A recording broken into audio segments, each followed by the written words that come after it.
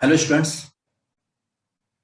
मैं पद्माकर मिश्रा आपके बीच एक नए टॉपिक के साथ उपस्थित हूं। आज का टॉपिक है इलास्टिसिटी ऑफ डिमांड। आज मैं आप लोग को इलास्टिसिटी ऑफ डिमांड पे जो बेसिक कॉन्सेप्ट है वो एक्सप्लेन करूंगा। इसके लिए एक और थियरी की क्लास होगी और उसके बाद से न्यूमेरिकल मैं आप लोग को एक्सप्लेन करूंगा। सबसे पहले आज हम बात करेंगे इलास्टिसिटी ऑफ डिमांड क्या होता है। लॉ ऑफ डिमांड के बारे में हम लोगों ने पढ़ा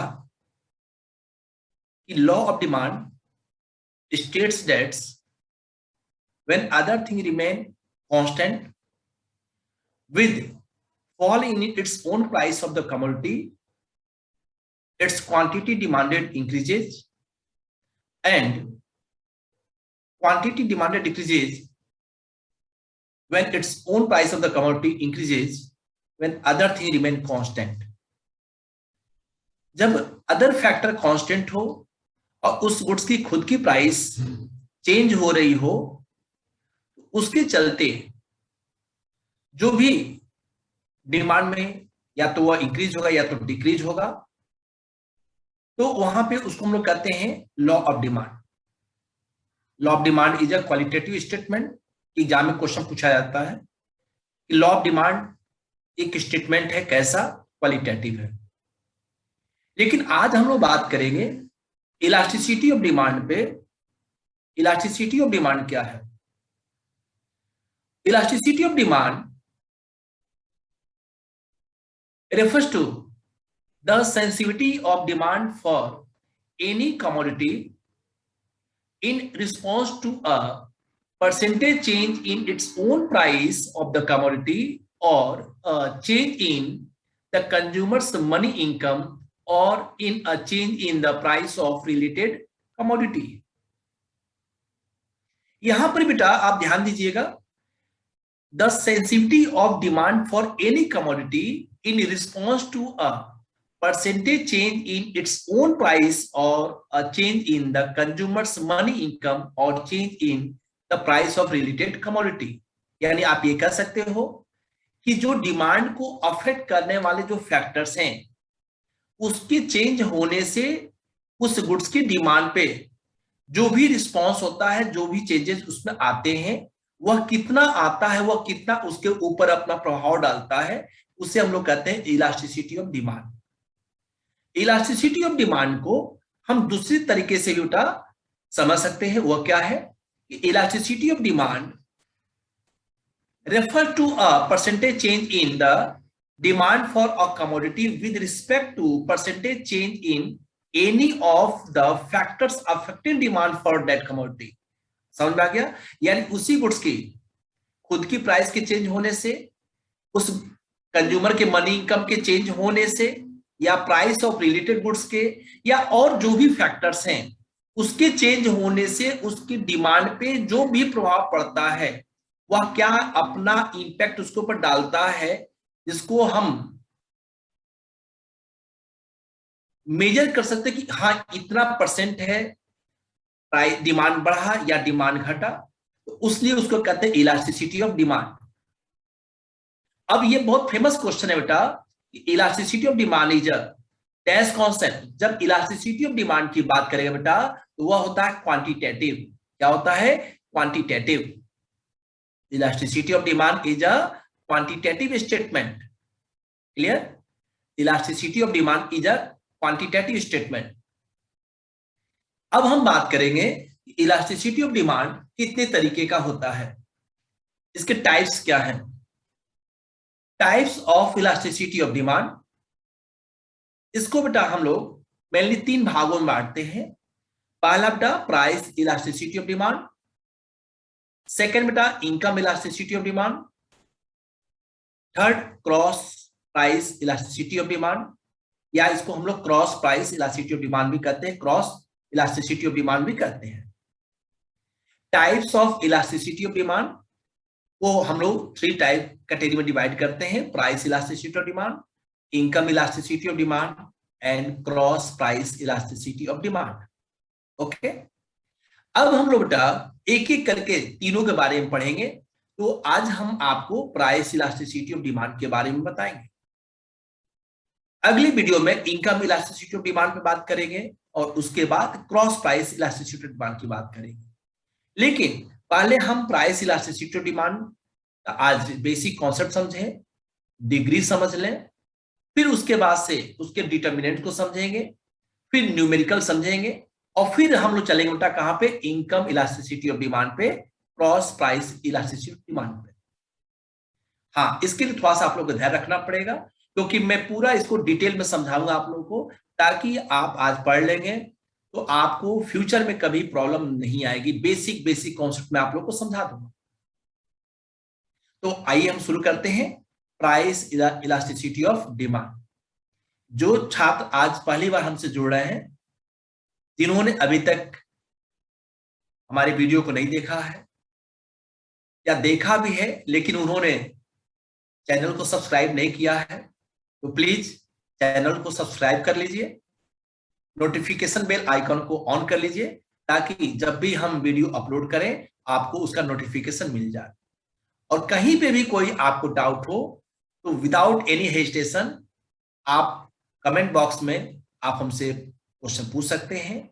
हमारा जो टेलीग्राम लिंक है इकोनॉमिक्स एट फिंगर टिप, वहां पे भी जाकर के आप से जुड़ जाए, वहां भी आप हमसे क्वेश्चन पूछ सकते हैं, मैं आपके हर एक प्रॉब्लम को सॉल्व करूंगा। तो आइए हम स्टार्ट करते हैं price elasticity of demand. Price elasticity of demand क्या है? Price elasticity of demand means the degree of responsiveness of demand for a commodity with reference to change in the price of such commodity. उसी goods के खुद के price के change होने से जो भी डिमांड के ऊपर प्रभाव पड़ता है, जो भी डिग्री ऑफ रिस्पॉन्सिवनेस होता है, उसको हम लोग कहते हैं प्राइस इलास्टिसिटी ऑफ डिमांड। उस गुड्स के प्राइस में जो चेंजेस आया, कितना चेंजेस आया, क्या उसका मैग्नीट्यूड है, उसके कारण से डिमांड के ऊपर कितना प्रभाव पड़ा है, यानी उस प्राइस ने कितना अपना इंपैक्ट उस गुड्स के डिमांड पे डाला है, कितना वो प्राइस का चेंज होना पावरफुल है उस डिमांड के, उस गुड्स के खुद के डिमांड पे, उसको कहते हैं प्राइस इलास्टिसिटी ऑफ डिमांड। इसको आप कर सकते हो कि price elasticity of demand refer to the degree of responsiveness change in quantity demanded of a commodity to percentage change in its own price of the commodity. फिर से लिख लीजिए, price elasticity of demand refers to the price elasticity of demand refers to the degree of responsiveness change in quantity demanded of a commodity।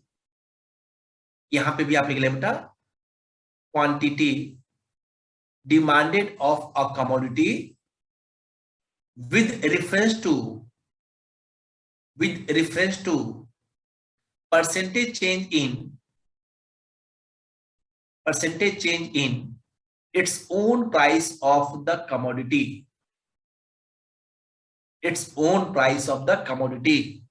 हो गया। चलिए अब बेटा आपको मैं बताऊं कि प्राइस इलास्टिसिटी और डिमांड को हम लोग किससे डिनोट करते बेटा, ईपी से डिनोट करते हैं और ईडी से। Price elasticity of demand denoted by EP और ईडी।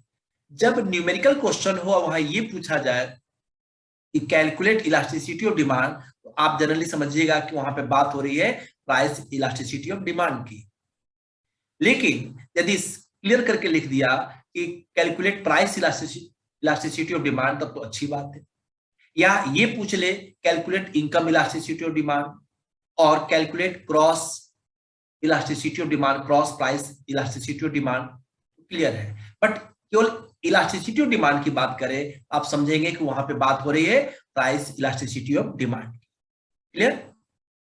अब इसको हम लोग फार्मूले में कैसे लिखेंगे, इसका मैं एक डेरिवेशन आप लोग समझाता हूं। आप लोग को थोड़ा सा अलग लगेगा, आप कमेंट करके जरूर बताइएगा कि क्या ये तरीका आपको अच्छा लगा या नहीं।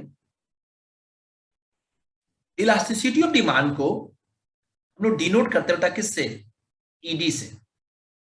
ED ED is equal to, आप कैपिटल लेटर लिखो या small letter, no problem. ED is equal to, इसके सामने बेटा हम लोग यहां पे माइनस का साइन ब्रैकेट में लिख देते हैं। जो आपने डेफिनेशन पढ़ा उसी डेफिनेशन को मैं यहां पे एक्सप्लेन कर रहा हूं, उसके बेसिस पे मैं फार्मूला आप लोग को समझा रहा हूं। ED is equal to, ED के ठीक सामने इज इक्वल टू साइन रहेगा, ब्रैकेट में माइनस का, और इसके सामने आप अपॉन का साइन बना देंगे ऐसे, ठीक है। और आप न्यूमरेटर में लिखेंगे percentage change in quantity demanded of a commodity, of such commodity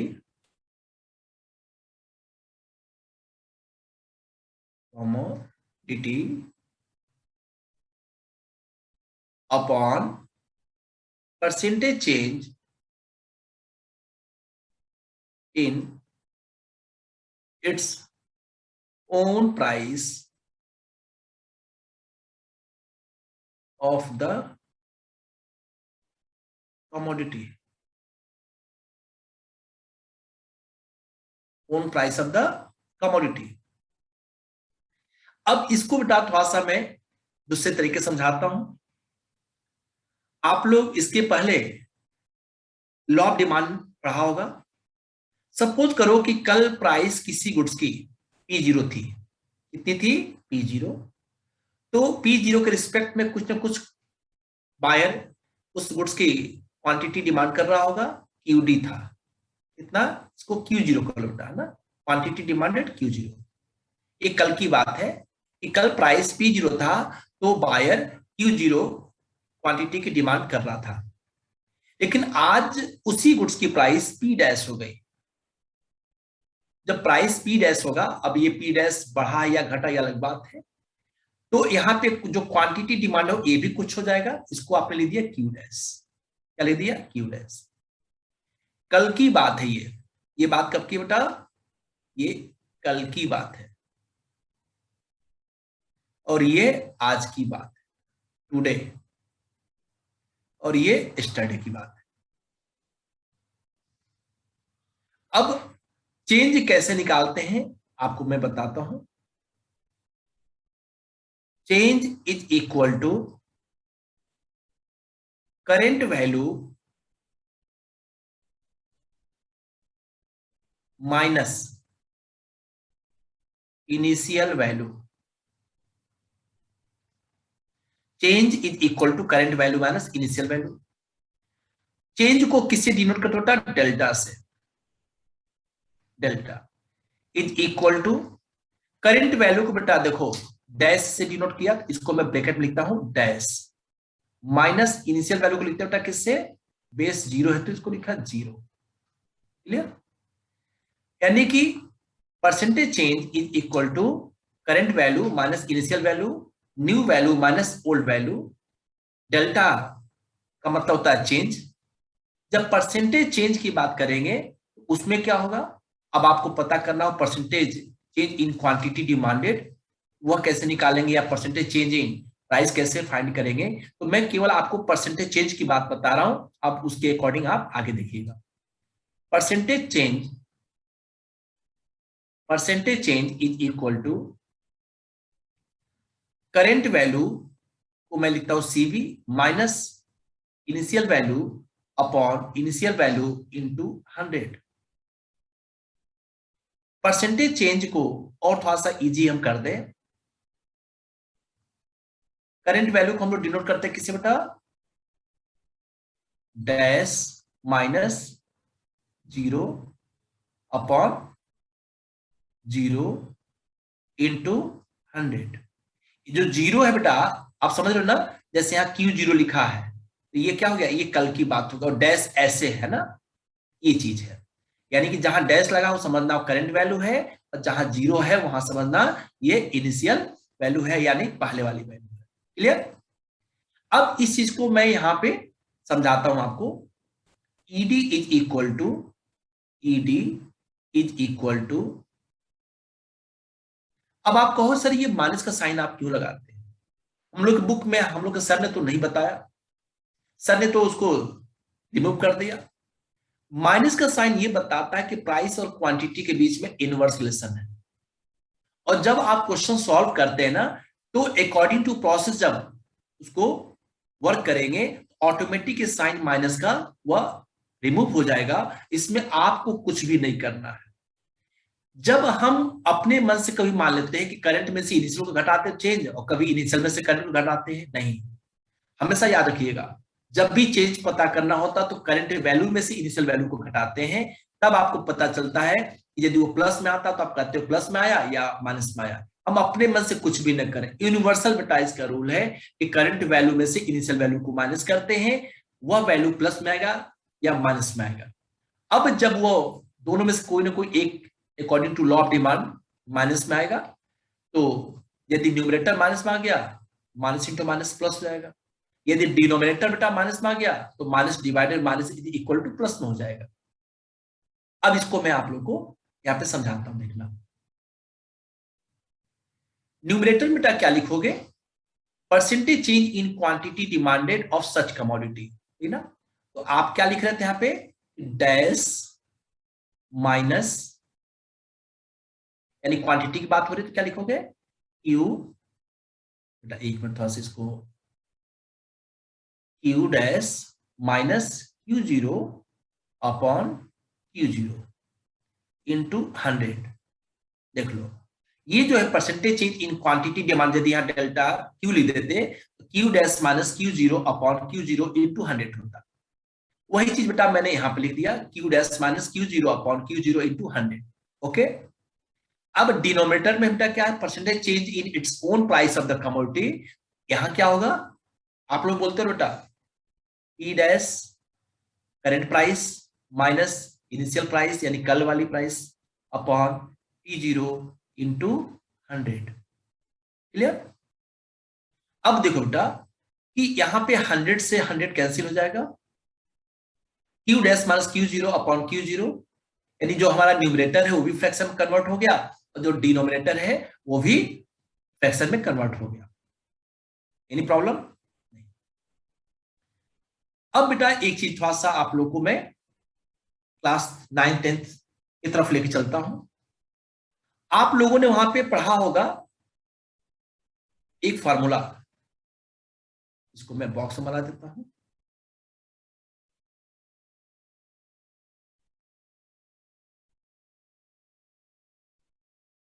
और इसको जो है एक बॉक्स में कर दीजिए। आपने फार्मूला पढ़ा था बेटा, बहुत इजी फार्मूला है। ए अपॉन, ए बेटा न्यूमरेटर है, जो डिनोमिनेटर है वो बी अपॉन सी।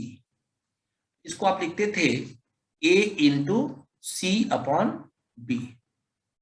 ठीक, एक तो ये था। दूसरा बेटा क्या लिखते थे? जब न्यूमरेटर बेटा वो फ्रैक्शन में हो, यानी ए अपॉन बी, और डिनोमिनेटर बेटा बस अपने आप में सी है, यानी ये फ्रैक्शन में नहीं है, इसको आप लिखते थे ए अपॉन बी इंटू सी के। और एक और फॉर्मूला लिखते थे ए अपॉन बी, यानी न्यूमरेटर फ्रैक्शन में है और डिनोमिनेटर बेटा क्या है? वो भी फ्रैक्शन में, यानी सी अपॉन ये डी है। इसको आप लिखते थे A into D upon B into C. अब जो आप यहां ये 3 फॉर्मूले देख रहे हैं, दिस दिस एंड दिस, इसमें से ये देखो कि जो ईडी का वैल्यू है माइनस यहां लिखा हुआ है Q dash minus Q zero upon Q zero upon P dash minus P zero upon P zero, तो कौन सा फॉर्मूला बेटा? फर्स्ट, सेकेंड और थर्ड। आप कहेंगे थर्ड वाला है, तो उसके अकॉर्डिंग बेटा आप इसको क्या लिखेंगे? आप लिखेंगे ED is equal to minus Q dash minus Q0 into P0 upon P dash minus P0 into, इसके पहले इसको आप ब्रैकेट में कर दीजिए, इंटू Q0। हो गया ना। अब थोड़ा सा बेटा इसको और इजी करते हैं, सुंदर दिखेगा।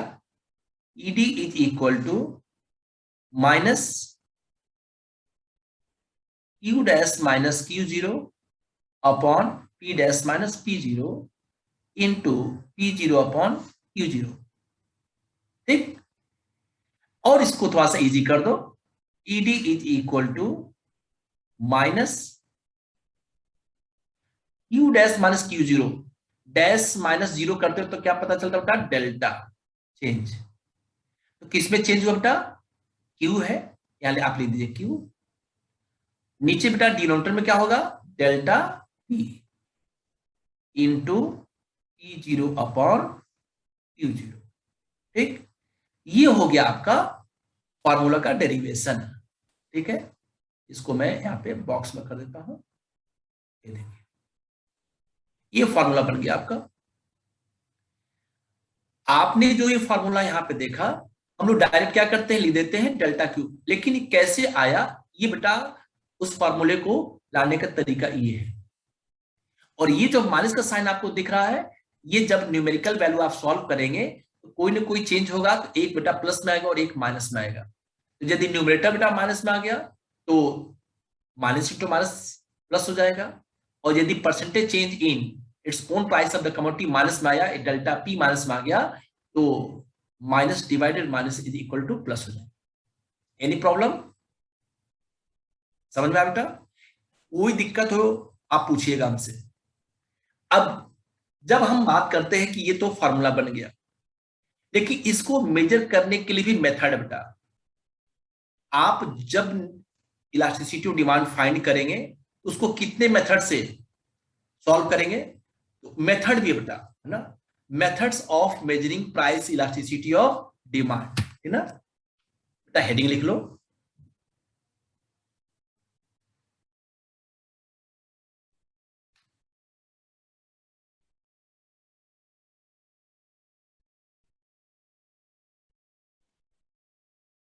मेथड्स ऑफ मेजरिंग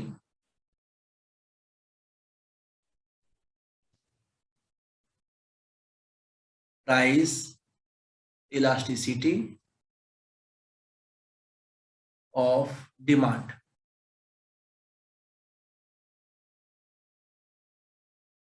इसके कितने मेथड है बेटा, वो मैं आपको बताता हूं।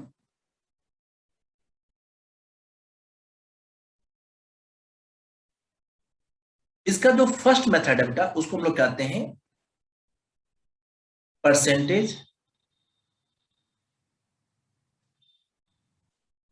परसेंटेज और प्रोपोर्शनेट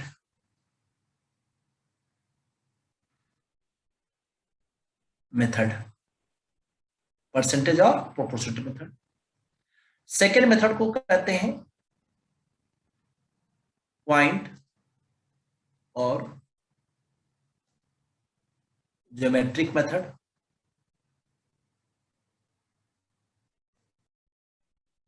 थर्ड मेथड को कहा जाता है टोटल एक्सपेंडिचर और टोटल आउटले मेथड। और फोर्थ मेथड है, उसको हम लोग कहते हैं आर्क मेथड। क्या कहते हैं, आर्क मेथड। अब बात आती है कि जो ये फोर मेथड है जिसके हेल्प से हम लोग प्राइस इलास्टिसिटी और डिमांड को फाइंड करते हैं, उसमें फर्स्ट मेथड परसेंटेज और प्रोपोर्शनेट मेथड, ये क्या है, तो जो मैंने आप लोगों को अभी डेफिनेशन बताया और उसका डेरिवेशन बताया, इसी को जब आप ऐसे लिखते हो इसको कहते हो percentage method.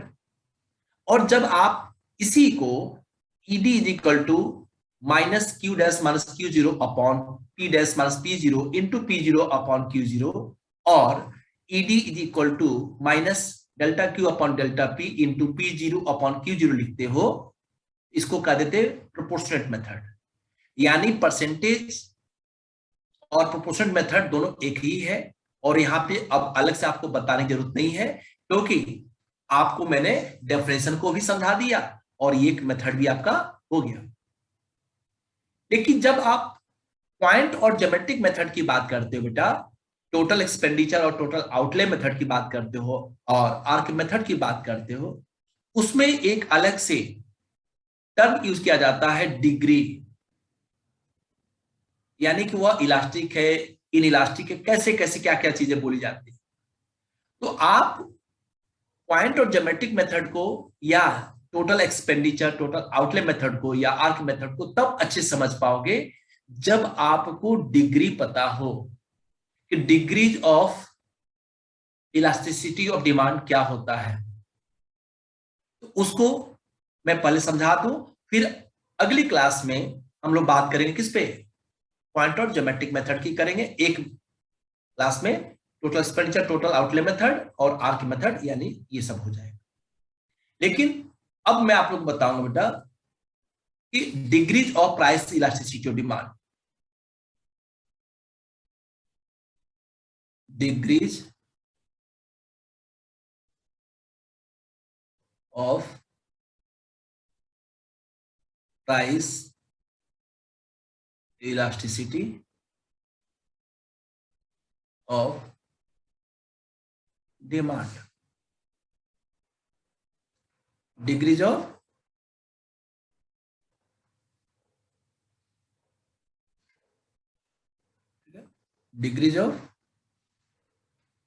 Price elasticity of demand. इसके कितने डिग्री हैं, तो हम लोग एक एक करके सबकी बात करते हैं, ठीक ना। सबसे फर्स्ट जो डिग्री है बेटा, पॉइंट नंबर 1, उसको कहते हैं परफेक्टली इन इलास्टिक डिमांड। क्या कहते बेटा, परफेक्टली इन इलास्टिक डिमांड। इसको नोट कर लीजिए, परफेक्टली इन इलास्टिक डिमांड। उसके बाद बेटा इसी को एक और नाम जानते हैं,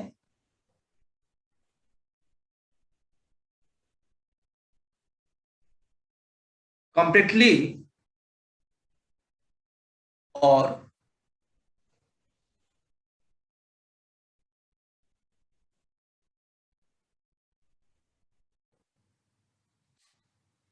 इन इलास्टिक डिमांड। बेटा यहां ध्यान दीजिएगा, जो इन इलास्टिक आप लिख रहे हैं ना, IN, वो अलग नहीं होना चाहिए बेटा, INELASTIC एक साथ होना चाहिए। क्योंकि जब इन को अलग कर दोगे इलास्टिक को, इसका मीनिंग बदल जाएगा, एक में रहना चाहिए। जैसे कि एग्जांपल से मैं आपको समझा देता हूं, वर्ड तो वही होता लेकिन थोड़ा सा वर्ड डिस्टेंस बना लेता है तो उसका मीनिंग चेंज हो जाता है। जैसे मैं ये कहूं, देखो मत जाओ, क्या कहा, देखो मत जाओ। और इसी को मैं ऐसे कहूं, देखो मत जाओ। वर्ड तो 3 है ना, देखो मत जाओ, लेकिन बोलने का क्या था, देखो मत जाओ। और उसी को मैंने कैसे बोला, फिर दोबारा, देखो मत जाओ। यानी कि पहला जो था देखो मत जाओ, इसका मतलब अब तुमको रुकना नहीं है, तुम यहां जाओ, तुम्हारी जरूरत नहीं है। लेकिन दूसरे वाले में क्या बोला, देखो मत जाओ, मतलब अब यहां पे हम रिस्पेक्टफुली उनसे बात कर रहे हैं कि भाई जो हो गया हो जाने, हो गया कोई बात नहीं, अब छोड़ो उन सब बातों को, मत जाओ, रुको, आज खा करके जाना, कर है ना, आराम करो आज। इसको कहते हैं कि एक वर्ड को इधर उधर कर दो बेटा, उसका मीनिंग चेंज हो जाएगा। वैसे ही perfectly inelastic demand, completely inelastic demand, है ना। ये बेटा इसका जो मतलब है, उसका जो ईपी और ईडी इक्वल टू होता बेटा ये जीरो। क्या होता है? जीरो। एनी प्रॉब्लम बेटा? इसका एक बेटा सिंटेक्स होता है बेटा। क्या होता है? सिंटेक्स। सिंटेक्स क्या होगा? सिंटेक्स क्या होगा बेटा? तो सिंटेक्स में आपको ऐसे समझाता हूं। Syntax percentage change in its own price of the commodity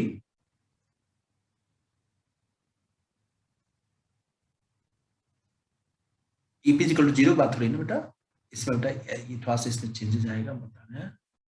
percentage change in its own commodity, percentage change in its own commodity is equal to zero.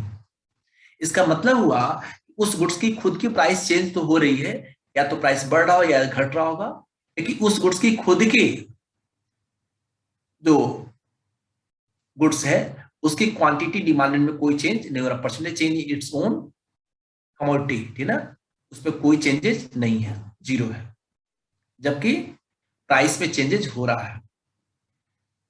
अब इसको एक डायग्राम से मैं समझाता हूं, पहले देख लो। कल किसी गुड्स की प्राइस बेटा P0 और ₹10 पर यूनिट था, 10 पर यूनिट, और क्वांटिटी कितनी थी? Quantity demanded was 5 units. लेकिन आज उसी गुड्स की प्राइस P डैश ₹20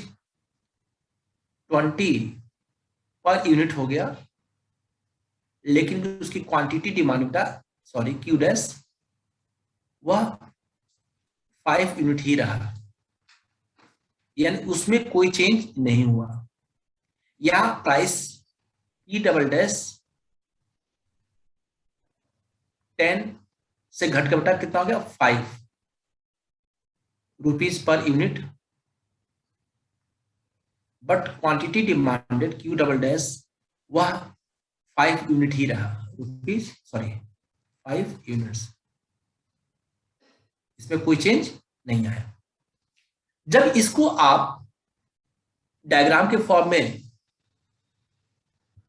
दिखाओगे ना, वह कुछ इस तरीके का होगा बेटा। ये आपका हो गया एक्सिस x, और ये हो गया आपका एक्सिस y, ये हो गया y, ये हो गया एक्सिस x। y पे लिखते बेटा प्राइस इन रुपीज, और x पे लिखते हैं क्वांटिटी इन यूनिट्स। बेटा ये एक चीज ध्यान रखना, जब भी डायग्राम बनाया जाता है ना, तो y और एक्सिस x इसमें जो रेशियो होता है y/x, ये 1/1.5 का होता है। यानी जितना एक्सिस y होगा ना, उसका 1.5 टाइम्स एक्सिस x होगा।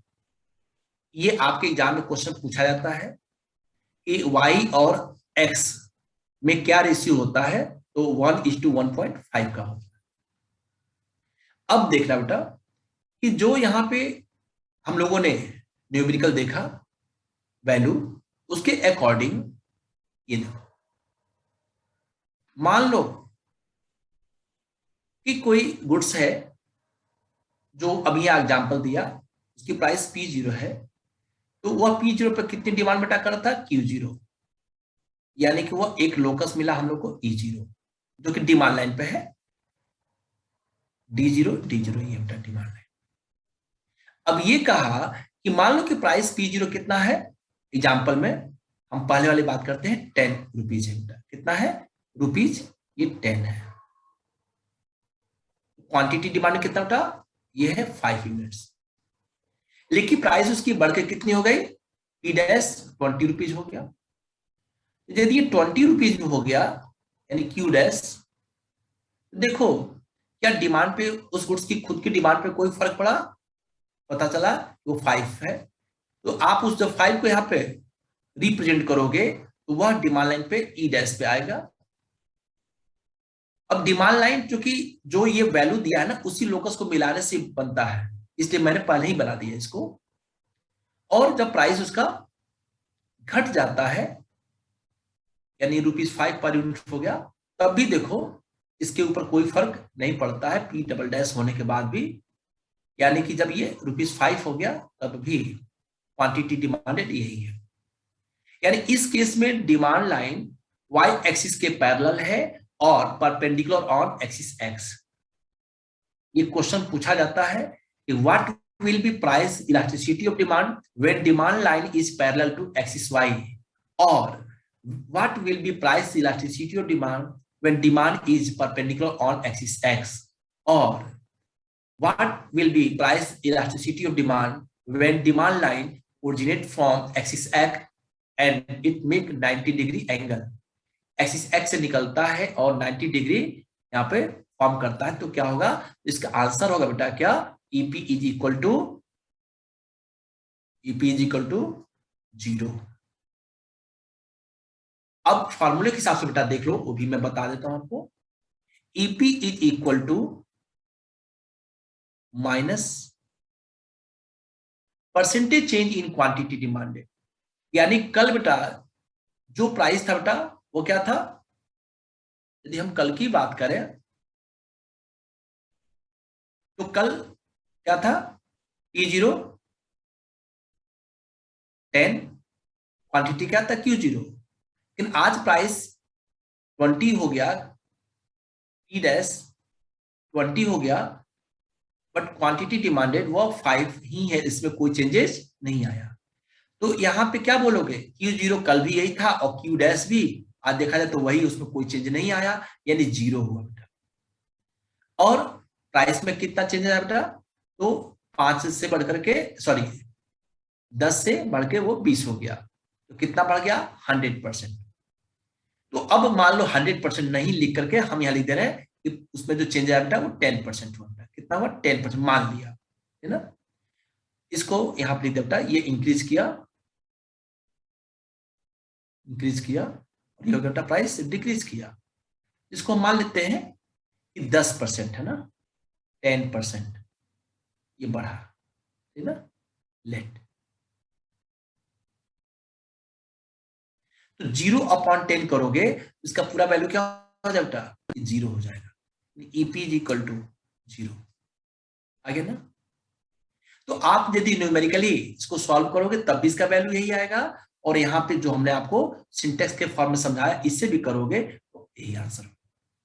यानी कि जब डिमांड लाइन y एक्सिस के पैरेलल हो EP इक्वल टू 0 होगा, और ऐसे कर सकते हैं कि जब डिमांड लाइन x एक्सिस पे परपेंडिकुलर हो यानी एक्सिस x पे वो 90 डिग्री एंगल फॉर्म कर रहा हो तो वह 0 होगा, परफेक्टली इन इलास्टिक डिमांड होगा।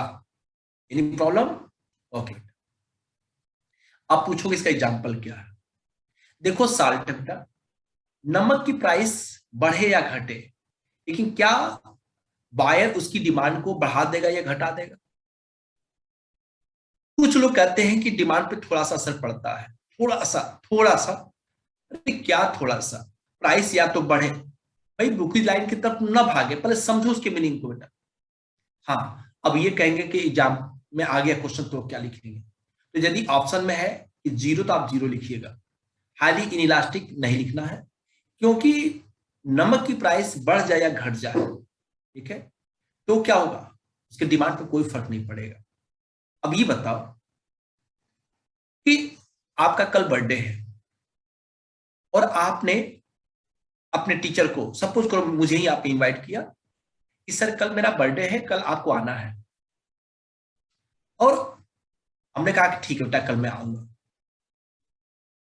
लेकिन बर्थडे तो कल है आपका और आज आपने मुझे इनवाइट किया, शाम को आपको बर्थडे सेलिब्रेट करना है, आप खाना खिलाएंगे, केक काटेंगे।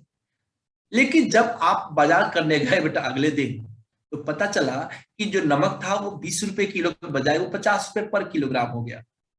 तो 20 to 50 यदि वह इंक्रीज करके हो गया, क्या करेंगे?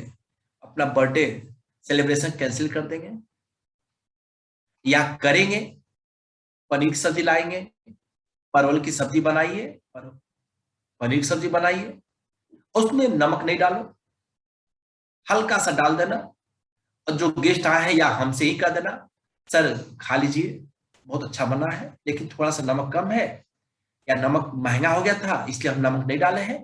कल जो नमक अपने पास था या उसी को हमने क्या किया, आपके सामने रखा है, खाना खा लीजिए, थोड़ा सा उसको एक बार चाट लीजिए, आपका क्या हो जाएगा? चटपटा हो जाएगा। ऐसा करो कि बेटा, ऐसा नहीं होगा। यानी कि प्राइस बढ़े या घटे, जो बर्थडे सेलिब्रेशन है वो तो होगा ही। और ऐसा भी नहीं है कि प्राइस उठा घट गया 5 रुपए per kilogram, 20 rupees to 5 rupees per KG हो गया। ऐसा नहीं कि जब टीचर गए या आपके गेस्ट गए तो कहोगे कि भाई शर्माइएगा नहीं, लीजिए पानी पी लीजिए, नमक लीजिए, खाइए, दिल खोल के खाइए, और सब्जी में भी खूब नमक डाल दो, और चलने लगे आपके गेस्ट तो उनको भी दे दो, खाते जाइए, शर्माइए मत, है ना। फिर अगले बार मेरा बर्थडे आएगा देखा जाएगा, लेकिन आज खाओ, ऐसा होगा? नहीं होगा बेटा। यानी कि प्राइस की बढ़ने से उसकी डिमांड पे कोई फर्क नहीं पड़ेगा। वैसे ही बेटा मेडिसिन की बात भी करें तो मेडिसिन की प्राइस बढ़ जाए घट जाए, ऐसा नहीं बेटा कि उसका कंज्यूम बढ़ा देंगे। गवर्नमेंट सब्सिडी कम कर दे, अब कहिए कि भाई सब मेडिसिन सस्ता हो गया, अब खूब खा लो, सस्ता हुआ, आगे कभी कोई दिक्कत नहीं आएगी। हाँ? कोई ऐसा ऑपरेशन वाली चीज है, कोई एक्सीडेंट वाली चीज है, वो सस्ता हो गया, गवर्नमेंट ने उसको सब्सिडी बढ़ा दिया, टैक्स कम कर दिया, तो ऐसा नहीं ना कि सस्ता हो गया तो कहोगे ट्रक वाले से, ट्रक वाले आओ मुझे मारो मारो मारो, हाथ पे तोड़वा लो, जाकर हॉस्पिटल में बैठ जाओ, सस्ता हुआ, अरे लगाओ यूज करो। ऐसा नहीं हो बेटा, उसकी प्राइस बढ़े या घटे, है ना, जब भगवान करे कभी किसी जरूरत पड़े दवा की या इन सब चीजों की, लेकिन कभी ऐसा हो गया तो जो पेशेंट होगा बेटा, that will be consume as per doctor's recommendation. न वो उसके कंजम्पशन को बढ़ा सकता है, न वो घटा सकता है, जब जरूरत होगा तो वो वही रहेगा। हाँ, अब बात आती है कि यदि उसका सब्स्टिट्यूट कोई अवेलेबल है तो क्या होगा। आप साल्ट के लिए मैं आपको बता दूं, लेस देन 1 हो सकता है कब? जब ब्रांडेड साल्ट की बात करते हैं कि टाटा नमक है और एक नीमा नमक है, और दोनों में से यदि घर में 5 केजी का कंज्यूम होता था, टाटा नमक हम लोग 5 किलो खाते थे, लेकिन देखा कि टाटा नमक की जो प्राइस है वो 20 रुपए से 30 रुपए किलो हो गई, लेकिन नीमा नमक वो 20 का 20 ही है या 80 रुपीज है। तो दोनों में से जो चीपर होगा, आप उसके कंज्यूम को थोड़ा सा घटा देंगे, लेकिन आप ज्यादा कंज्यूम करेंगे टाटा नमक, क्योंकि आप उसी को पहले से यूज करते आए हैं, आपको उसका हैबिट है। लेकिन 5 किलो जो नमक था टाटा का, वो 4 किलो कर देंगे, 1 किलो नीमा नमक कर देंगे, ये हो जाएगा, इतना हो सकता है। इस केस में ऐसा होगा, ब्रांडेड की बात करें तो। अदरवाइज ओवरऑल सॉल्ट की बात करते हैं तो उसके लिए बेटा ईपी इज इक्वल टू 0 ही होगा। क्लियर? Any problem? ओके बेटा, चलिए सेकंड बेटा,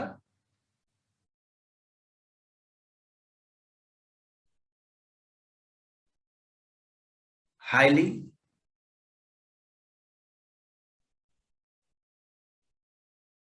इन इलास्टिक डिमांड और रिलेटिवली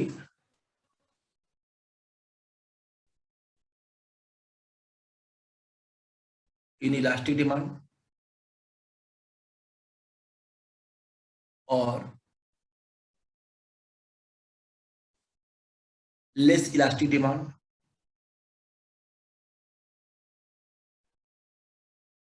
और in elastic demand, in elastic demand, इतने का बेटा मतलब एक होता है वो है EP is less than 1, EP is less than 1। Okay, अब इसको मैं आपको, हाँ इसको पहले आप लोग लिख लीजिए, highly inelastic demand, relatively inelastic demand, less elastic demand. बेटा लेस इन मत लिख देना, यहाँ पे लेस इलास्टिक सही है ना, लेस इलास्टिक डिमांड और इनइलास्टिक डिमांड, इतने का मतलब होता है ईपी लेस देन 1। इसका सिंटेक्स क्या है?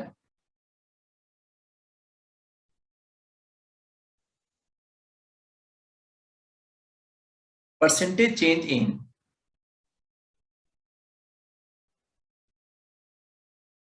Quantity demanded of a commodity is less than percentage change in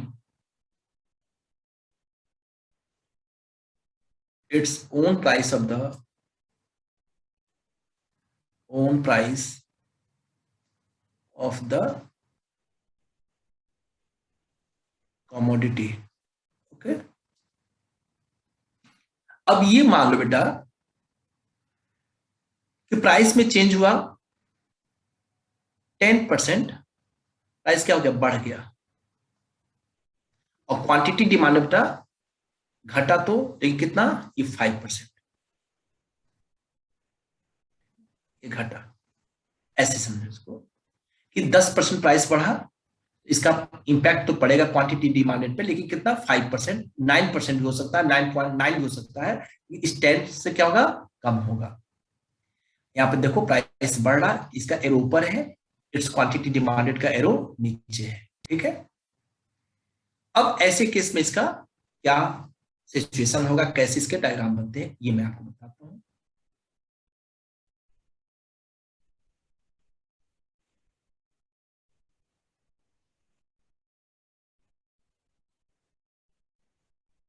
ये बेटा एक्सिस वाई और ये आपका एक्सिस एक्स। एक्सिस वाई पे आपका लिखते हैं बेटा प्राइस। आप लोग बेटा इस हैबिट को बनाइए कि हमेशा ऐसे ही लिखना है, प्राइस यहाँ लिखिए रुपीज में, और यहाँ लिखते बेटा क्वांटिटी इन यूनिट्स। ये सही तरीका था बेटा लिखने का। हम लोग क्या करते हैं, केवल प्राइस लिख देते हैं या यहाँ क्वांटिटी नहीं। सही तरीका बेटा प्राइस लिखिए in rupees, quantity in units, ये एक्सिस वाई एक्सिस एक्स, ये सिस्टमेटिक होना चाहिए। इस केस में बेटा कुछ डिमांड लाइन हमारा इस तरीके का बेटा, ये देख लो।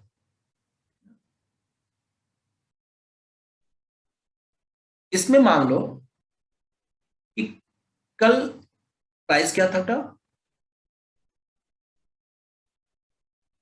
P0।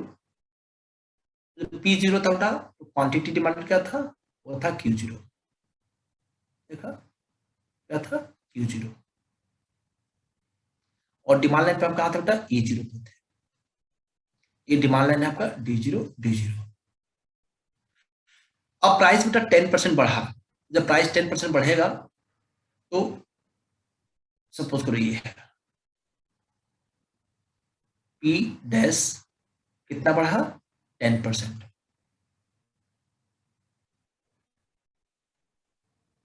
10% इंक्रीज किया तो क्वांटिटी डिमांड क्या होता? घटा। ये क्या हुआ? ये हो गया आपका ई डैश और ये हो गया आपका क्यू डैश। ये कितना घट गया बेटा? 5%, जो ऊपर हम लोगों ने एज्यूम किया।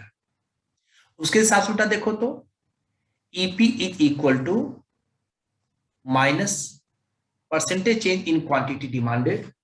तो percentage change in quantity demand कितना हुआ? 5%। घटा के बढ़ा तो घटा है, यहां लिख दो बेटा -5% अपॉन, वही परसेंटेज में है तो यहाँ केवल 5 लिखो, upon percentage change in its own price of the commodity, ये 10% बेटा। ठीक है, तो माइनस इंटू माइनस क्या होगा? प्लस, और 5 को डिवाइड कर दो बेटा 10 से, ये क्या आ जाएगा? 0.5।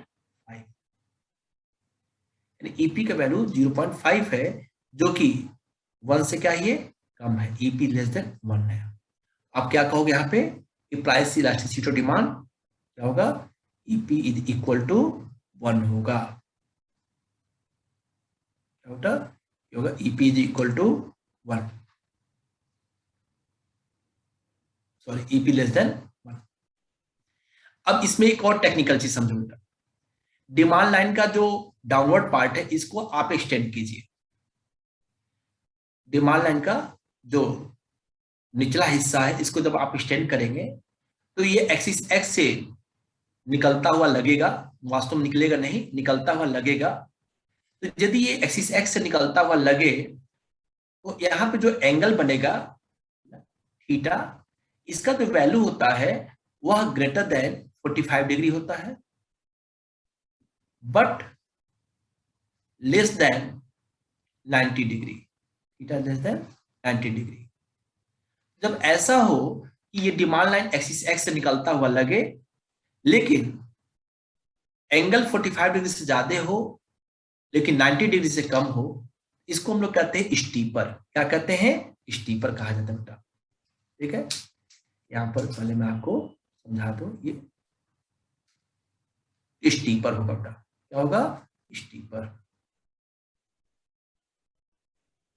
तो ये पूछा जाए कि जब डिमांड लाइन बेटा स्टीपर होगा, डिमांड लाइन स्टीपर होगा तो ईपी का वैल्यू क्या होगा?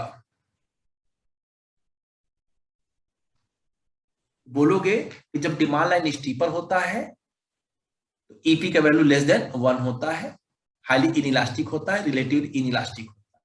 अब समझ आ गया? ये टेक्निकल चीजें हैं कि स्टीपर कब होगा और फ्लैटर कब होगा।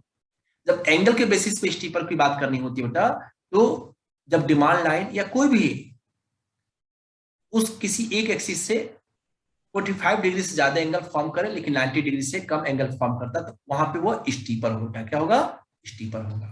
ठीक है, अब आप कहें सर फ्लैटर भी होगा ना? यस, वो भी हम बताएंगे आपको आगे। ठीक है, ये हो गया बेटा सेकेंड केस। थर्ड केस बेटा क्या है, इसको आप लोग नोट कर लीजिएगा कॉपी में, आपके एमसीक्यू में भी क्वेश्चन आएगा और आपके फ्यूचर के लिए भी काम आएगा। ठीक है, आप बहुत ध्यान से इस वीडियो को देखिए और इसका नोट्स बनाइए। थर्ड बेटा डिग्री क्या होगा उस पर हम लोग चलते हैं। Unit elastic demand, unit elastic demand और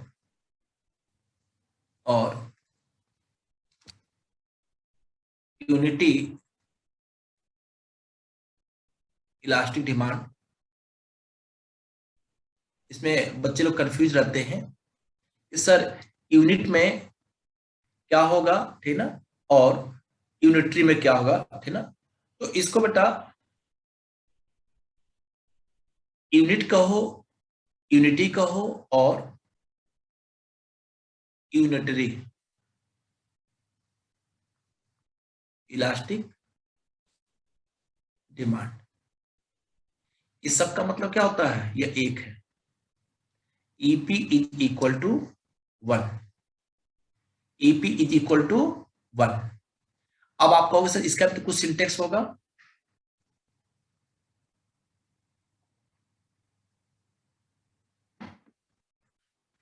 इसका भी सिंटेक्स होगा, नोट कर लो। सिंटेक्स इसका है percentage change in its own price of the commodity, own price of the commodity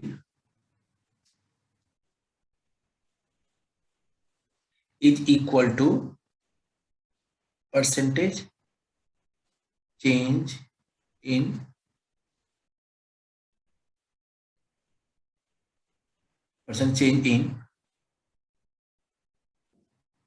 quantity demanded of the commodity।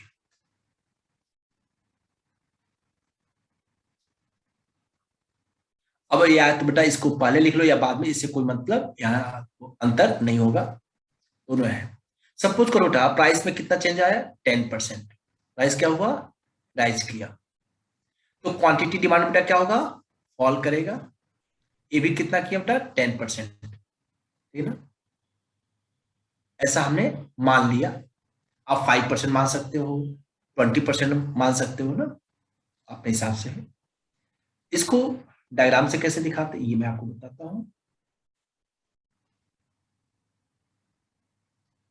ये हो गया आपका एक्सिस वाई, ये हो गया एक्सिस एक्स। एक्सिस वाई पे आप क्या लिखते हो बेटा, price in rupees. Axis x पे क्या लिखते हो बेटा, क्वांटिटी इन यूनिट्स। ये रुपीज का सिंबल किसने दिया बेटा, मालूम है आप लोग को, डॉक्टर डी उदय कुमार ने। डॉक्टर डी उदय कुमार, ये IITian है बेटा। इन्होंने जो इंडियन रुपीज का सिंबल आज हम लोग यूज कर रहे हैं उसको दिया था।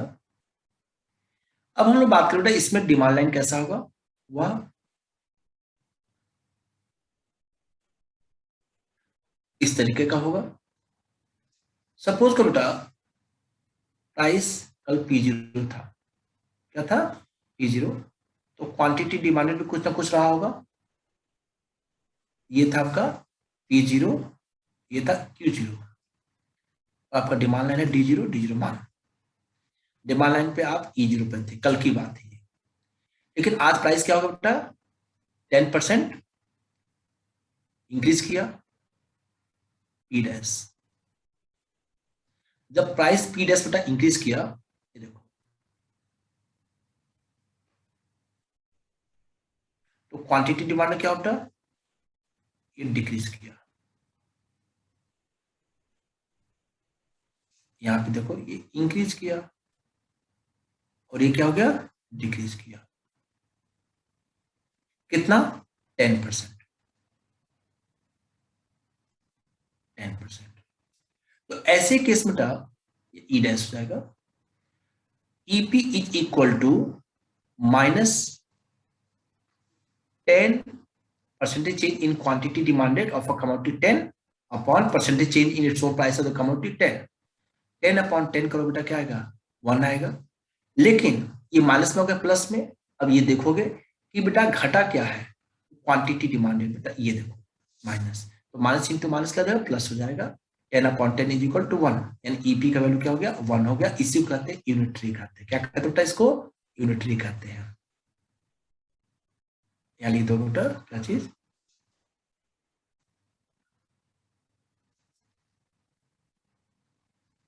ईपी इज इक्वल टू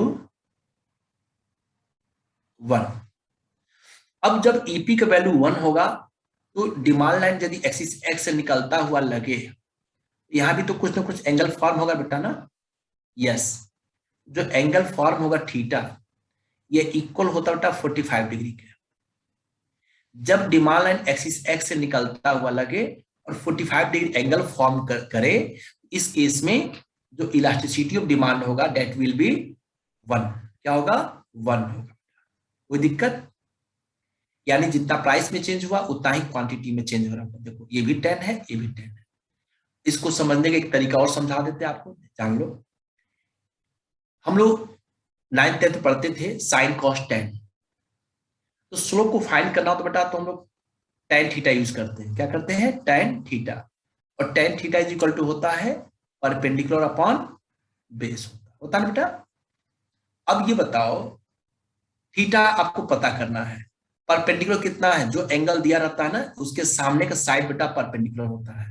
ये क्या है बेटा, 10%, ये परपेंडिकुलर है। यहां लिखो 10।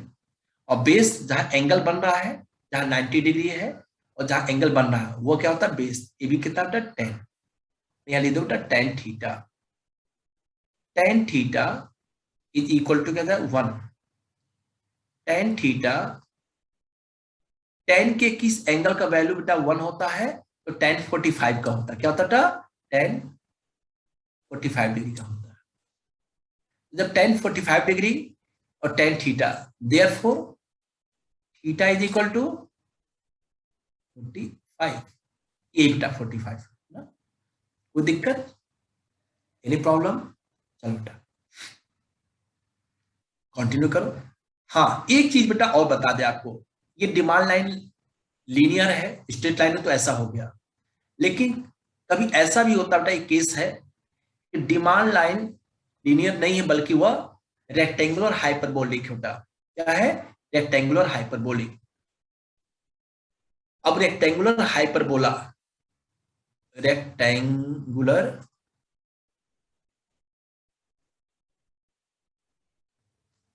हाइपरबोला, क्या बोला? Rectangular hyperbola. तो जब डिमांड कर्व रेक्टेंगुलर हाइपरबोला हो, रेक्टेंगुलर हाइपरबोलिक हो, तो ईपी का वैल्यू क्या होगा? इसको मैं बताता हूं कि रेक्टेंगुलर हाइपरबोला मतलब होता क्या है अलग से।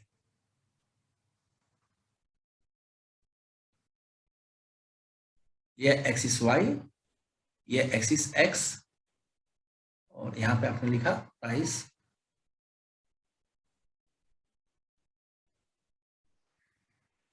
Quantity in units.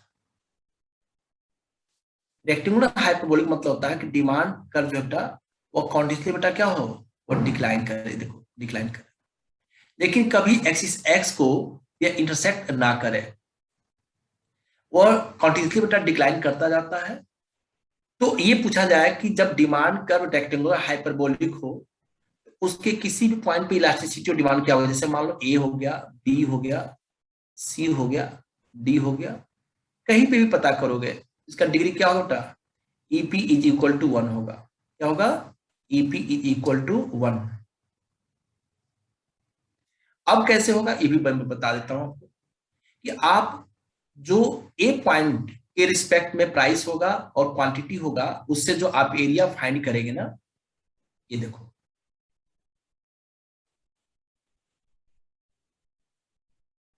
इसको आप कर लीजिए ओ ए, यहां कर लेते हैं एम, इसको कर लेते हैं क्यू। तो area of O M A Q ये इक्वल होगा एरिया ऑफ बी के रिस्पेक्ट में भी तो कुछ ना कुछ प्राइस होगा बेटा ना।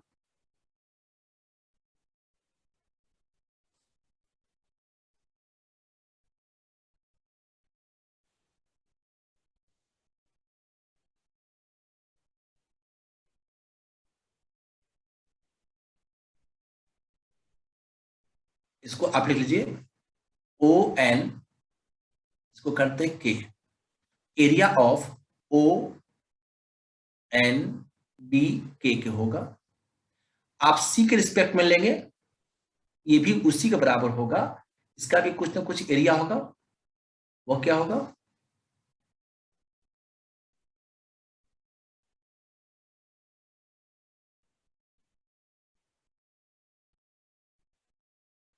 ठीक, इसको भी कोई नाम दे दो बेटा, H L, area of O H C L इसके बराबर होगा, ठीक ना। अब जो ये देख लो बेटा ना, सबका एरिया क्या होगा? इक्वल होगा। इसलिए रेक्टेंगुलर हाइपरबोलिक के केस में कभी भी किसी भी पॉइंट पूछा जाए कि क्या होगा इलास्टिसिटी ऑफ डिमांड, तो आप बताओगे EP is equal to 1। EP is equal to 1 होता है। क्लियर? जब डिमांड कर्व रेक्टेंगुलर हाइपरबोलिक हो, तो डिमांड कर्व के किसी भी पॉइंट पे elasticity of demand, price elasticity of demand, वह इक्वल होता है 1 के। कोई दिक्कत? एक केस और है, आपको हम बता देंगे आगे। जब डिमांड कर्व नॉन लीनियर होता है तो क्या होता है ना, यानी कि वह कर्व शेप में हुआ तो क्या होगा। ये तो रेक्टेंगुलर है बेटा तो हो गया ना, लेकिन कर्व होगा तो क्या होगा, तो उसको मैं अलग से बताऊंगा। अब मैं आपको पॉइंट नंबर 4 बताता हूं, fourth degree, highly elastic demand, यानी जो आपने सेकंड लिखा उसमें से इन हटा देना, और जहां पे आपने लेस लिखा था वहां पे मोर कर देना। हाईली इलास्टिक डिमांड और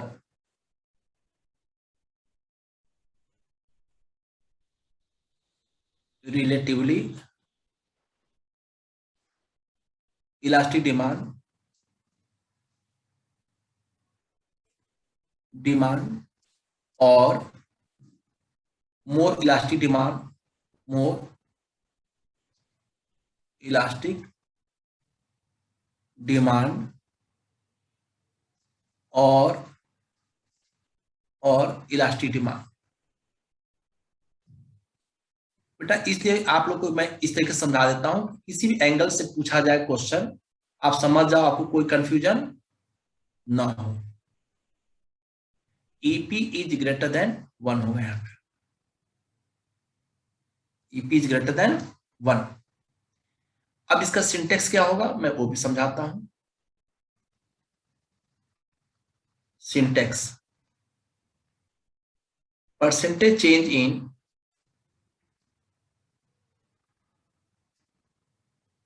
quantity demanded of a commodity, demanded of a commodity। ये जो होगा ये ज्यादा होगा इससे जितना प्राइस में चेंज होगा, percentage change in its own price of the commodity.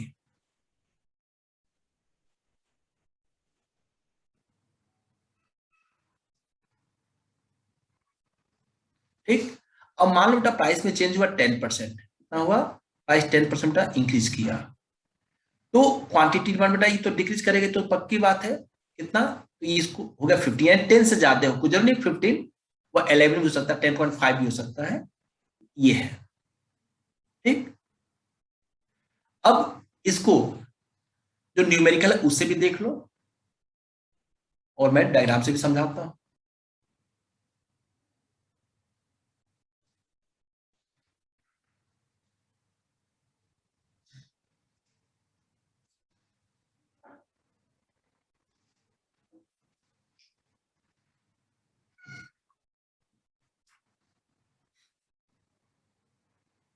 ये है बेटा एक्सिस वाई, ये एक्सिस एक्स, यहां पर लिखा बेटा प्राइस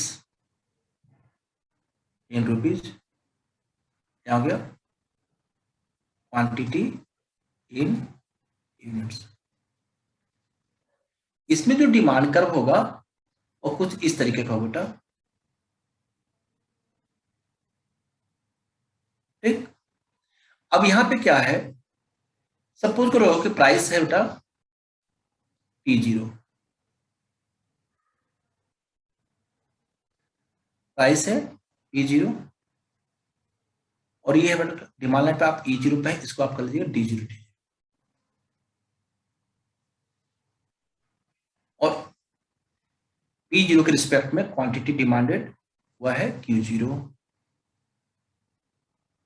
ये कल की बात है, लेकिन आज इसकी प्राइस बेटा क्या हो गई P डबल डैश हो गया बेटा, क्या हो गया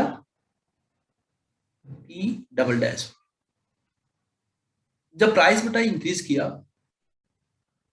ये है और इसके रिस्पेक्ट में बेटा आप देख रहे हैं क्वांटिटी डिमांडेड एक्सिस एक्स पे क्या हुआ, तो ये Q0 हुआ, Q डैश हो गया, ये हो गया आपका E डैश और प्राइस बढ़ा यहां पे और यहाँ पे क्वांटिटी डिमांडेड घटा। एरो समझ जाओ बेटा कि उससे देखो ज्यादा है ना, ये 10% इंक्रीज किया और ये 15% मान लो डिक्रीज कर गया। ठीक, तो फॉर्मूले के हिसाब से देखा जाए EP is equal to minus percentage change in quantity demanded यानी 15/10 इज इक्वल टू क्या हो जाएगा, हाँ ये भी ध्यान रखो बेटा इसमें घटा क्या है क्वांटिटी डिमांडेड यानी माइनस से, minus into minus plus and 15 divided by 10 is equal to 1.5। यहाँ पे ईपी इज इक्वल टू 1.5 जो इंडिकेट करता है यह एक से क्या है ज्यादा है, ईपी इज ग्रेटर देन 1 है, तो यहाँ क्या हो जाएगा, यहाँ बोलो बेटा ये ईपी का वैल्यू है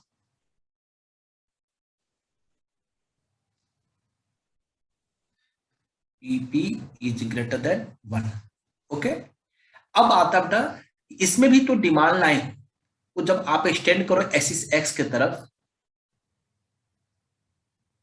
कुछ ना कुछ एंगल बनेगा, बिल्कुल बनेगा बेटा। यहां जो थीटा होगा इज ग्रेटर देन 0 डिग्री, क्या बेटा, 0 डिग्री से ज्यादा होगा। But theta is less than 45 degree, 45 degree से कम एंगल फॉर्म करेगा लेकिन 0 से ज्यादा रहेगा। इसको हम लोग कहते हैं स्टीपर बेटा। क्या कहते हैं? इसको कहते हैं स्टीपर।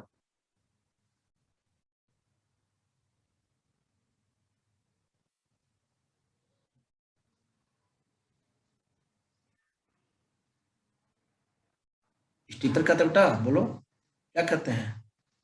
फ्लैटर कहते हैं। क्या कहते हैं? फ्लैटर। स्टीपर कब होता है? जब 90 डिग्री से कम एंगल फॉर्म करे और 45 डिग्री से ज्यादा हो, उसको स्टीपर कहते हैं।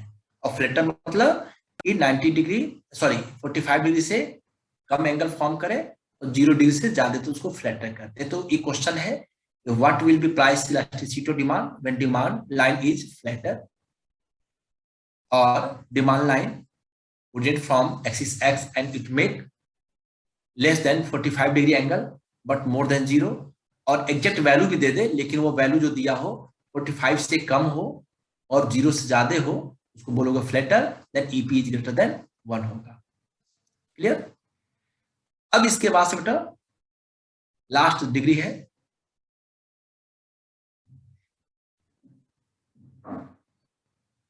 फिफ्थ, परफेक्टली इलास्टिक डिमांड और completely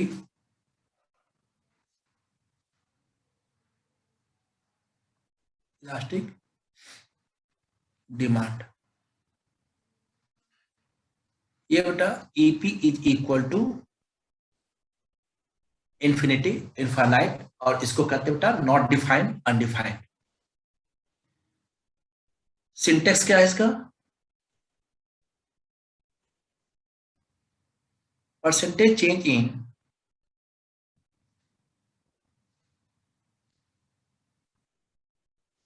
quantity demanded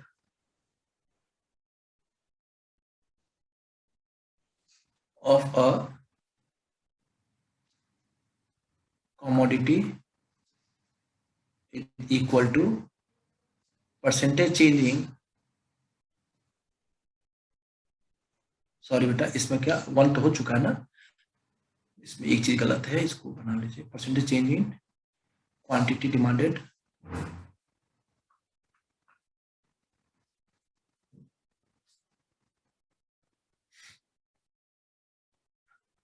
percentage change, fifth की बात करते हैं हम लोग ना, percentage change in its own price of the commodity, price of the commodity. इसमें बेटा कोई भी चेंजेस ना हो, 0 है। इस केस में बेटा ईपी का वैल्यू क्या होगा? इन्फिनिटी होता है, इनफाइनाइट होता है, नॉट डिफाइंड होता है। अब इसको एक डायग्राम से मैं समझाता हूं।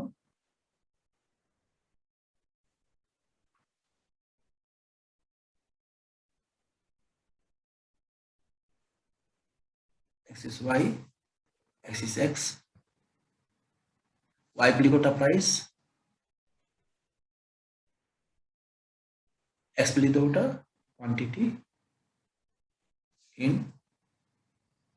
यूनिट्स।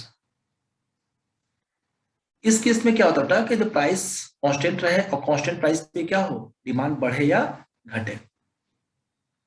सपोज करो प्राइस होता है P0 के रिस्पेक्ट में देखा जाए तो हम डिमांड बेटा E0 पे है और क्वांटिटी डिमांड बेटा क्या है, इसको मैं डॉटेड करता हूं, और क्वांटिटी डिमांडेड है Q0,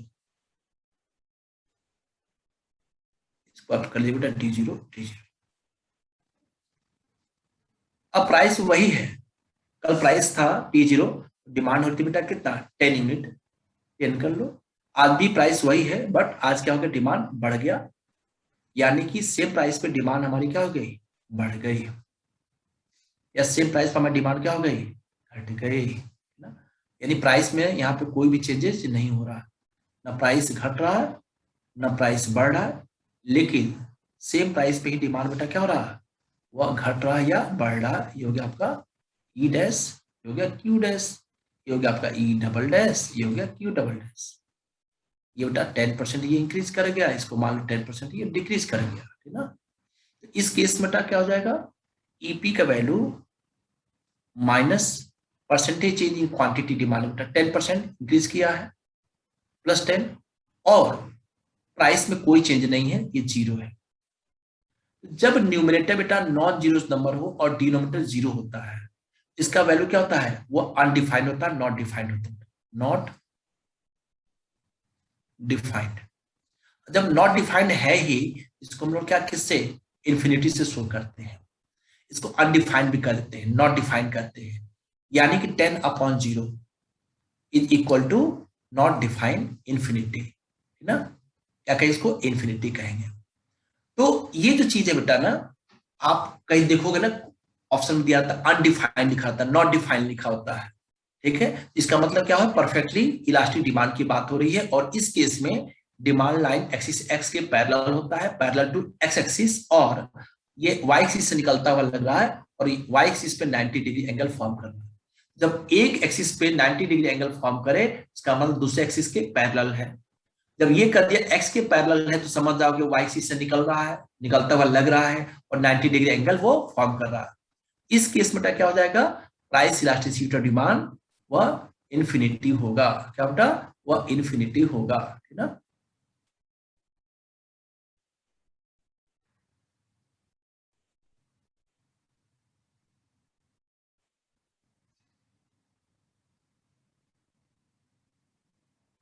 डिग्री क्या हो जाएगा, इसको बॉक्स बना लेते हैं।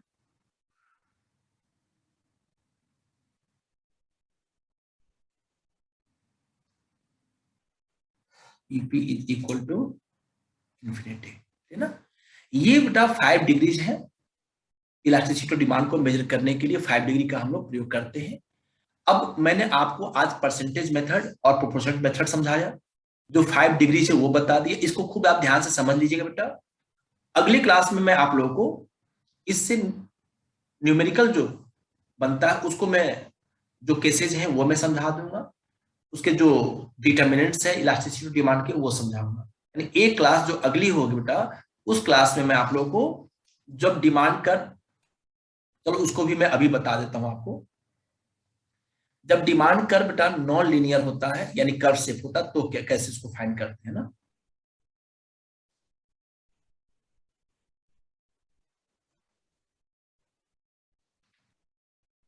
ये हो गया एक्सिस वाई, ये हो गया एक्सिस एक्स, यानी बेटा प्राइस, है ना। लेकिन जब इसको बेटा आप जब परसेंटेज ऑफ प्रोपोर्शन पढ़ेंगे तभी वहां पर समझ में आएगा, अभी इसका कोई मतलब नहीं है, इसको रहने दीजिए।